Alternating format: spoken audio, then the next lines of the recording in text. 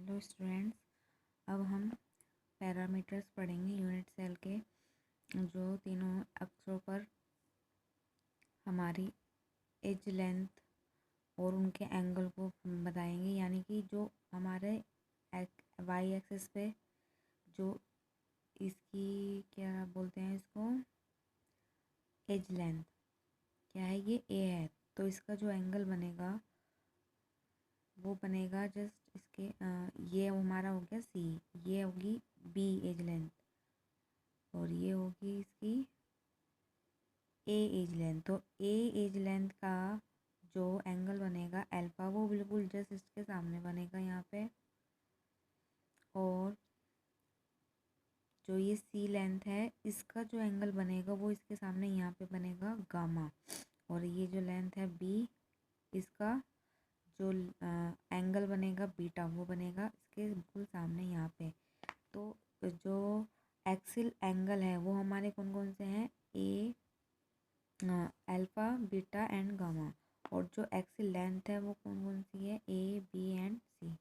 तो इन सब ये 7 प्रकार के पैरामीटर हैं, 7 टाइप्स के, ये हम पढ़ेंगे। इसमें जो फर्स्ट है वो क्यूबिक यूनिट सेल है। क्यूबिक यूनिट सेल, इनके जो नेम इंग्लिश में मैंने लिखे हुए हैं, तो मैंने पीडीएफ सेंड की थी चैप्टर की, उसमें हिंदी में मिल जाएंगे, टेबल बनी हुई है पूरी। बस मैं समझा रही हूँ ताकि समझ में आ जाए वो टेबल कैसे बनी हुई है। तो जहाँ इसमें जो सेल पैरामीटर है वो A is equal to B and B is equal to C, तो उसके जो एंगल होंगे वो alpha is equal to beta and beta is equal to gamma और gamma is equal to 90 degree. तो उसमें ब्रेविस लैक्टिस जो बनेंगे वो 3 प्रकार के बनेंगे। 3 प्रकार के कौन कौन से, एक तो सिंपल, फेस और बॉडी। नेक्स्ट है इसमें टेट्रागोनल, जिसमें A is equal to B but B is not is equal to C. यानी कि ए और बी की लेंथ तो सेम होगी बट बी और सी की लेंथ यानी कि लंबाई इनकी छोटी बड़ी होगी। तो उसी के अकॉर्डिंग इनकी जो एंगल बनेंगे वो alpha is equal to beta and beta is equal to gamma and gamma is equal to 90 degree. और इसमें जो हमारी क्रिस्टल सिस्टम के जो क्रिस्टल्स ब्रेविस लैटिस बनेंगे, जो जालक बनेंगे, वो 2 प्रकार के बनेंगे, सिंगल और बॉडी। नेक्स्ट है ऑर्थोरोम्बिक। ऑर्थोरोम्बिक में A is not equal to B and B is not equal to C. तो angle A is alpha is equal to beta and beta is equal to gamma is equal to 90 degree. इसमें 4 प्रकार की हमारी lattices बनेंगी, simple, face, body and and. Next है monoclinic, इसमें A is not is equal to B and B is not equal to C. तो इसमें जो एंगल बनेगा alpha is equal to gamma होगा और गामा इज इक्वल टू 90, यानी कि ये दोनों एक दूसरे के 90 एंगल पर बने होंगे but beta is not is equal to 90। इसमें हमारे जो लैटिक्स मिलेंगे हमें 2 प्रकार के मिलेंगे, सिंपल और एंड। ट्राइक्लिनिक, इसमें A is not is equal to B and B is not is equal to C. तो alpha is not is equal to B and beta is not is equal to gamma और gamma is not is equal to 90 degree. इसमें हमारी सिर्फ simple बनेगी, एक simple वाली। Next है hexagonal, इसमें बनेंगे हमारे ए इज इक्वल टू बीटा, यानी कि ए की लेंथ बी की लेंथ के बराबर होगी पर बी की लेंथ सी की लेंथ के नॉट इज इक्वल टू होगी।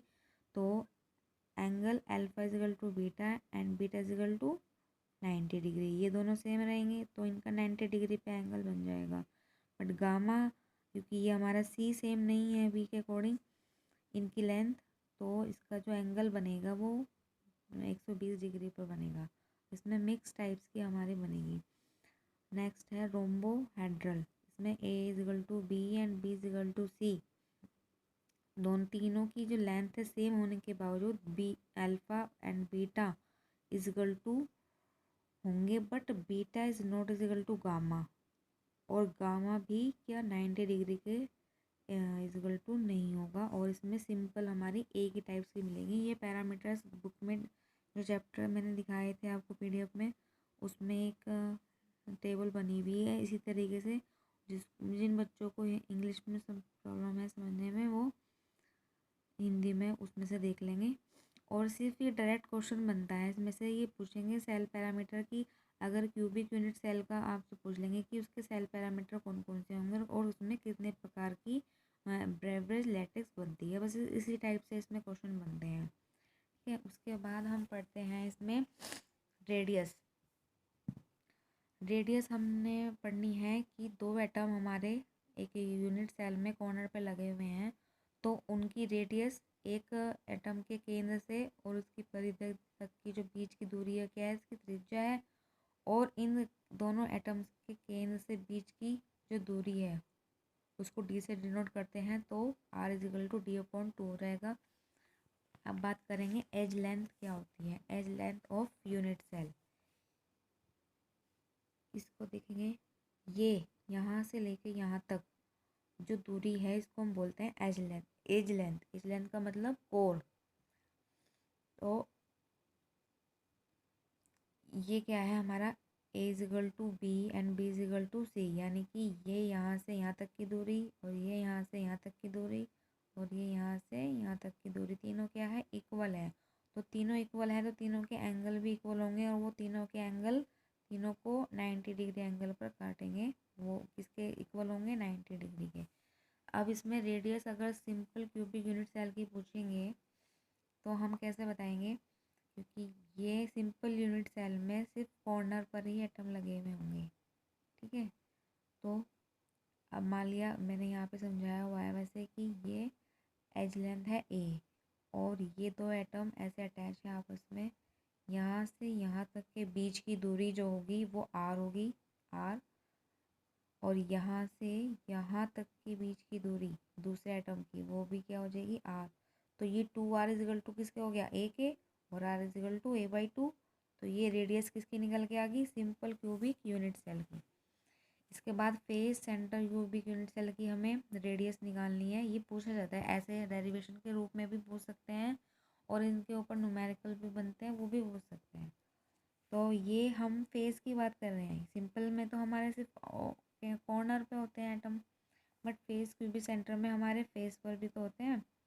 तो उसमें क्या होगा कि जब ऊपर से हम इसको देखेंगे ऊपर वाले फेस में, तो एक फेस के जो बीच में हमारा एक एटम था वो कहीं यहाँ पे हमें मिलेगा आगे। तो यहाँ से यहाँ तक की बीच की जो दूरी होगी, जो त्रिज्या है वो r1 हो जाएगी, यहाँ से यहाँ तक की वो r2, यानी कि ये मान के चलो ये हमारा एक एटम है और दूसरा एटम ये है और ये तीसरा एटम ये है। तो यहाँ से यहाँ तक की जो त्रिज्या है वो क्या हो जाएगी, r1, यहाँ से यहाँ तक की r2, यहाँ से यहाँ तक की r3 एंड यहाँ से यहाँ तक की r4। ये वाला भाग तो बाहर निकला हुआ है, हमें तो सिर्फ इतने से मतलब है। तो ये हमें कितनी मिल जाएगी, त्रिज्या 4r हो जाएगी। और जो एज लेंथ है, यानी कि यहाँ से लेके ये एक आर ए हो गया और एक यहाँ से लेके एक ये ए, तो हमें 2a मिल गया। तो ये हमारी कुछ ट्राइंगल के शेप में हमें स्ट्रक्चर मिल रही है यहाँ पे, ये ट्राइंगल। इस ट्राइंगल को हम ऐसे देख सकते हैं, पाइथागोरस प्रमेय लगानी है इसमें, उसको ऐसे खड़ा करेंगे तो ये इस फॉर्म में हमें मिलेगा। ठीक है, अब पाइथागोरस प्रमेय लगाएंगे तो ये ऐसे निकल के आएगा, और r is equal to a upon 2√2, ये निकल के आ जाएगी किसकी, FCC की, फेस क्यूबिक यूनिट सेल की रेडियस निकल के आ जाएगी, क्योंकि रेडियस के फॉर्म में हमें लेना है इसलिए हमने इसको यहाँ से कन्वर्ट किया। नेक्स्ट बात करते हैं body centre cubic unit cell की।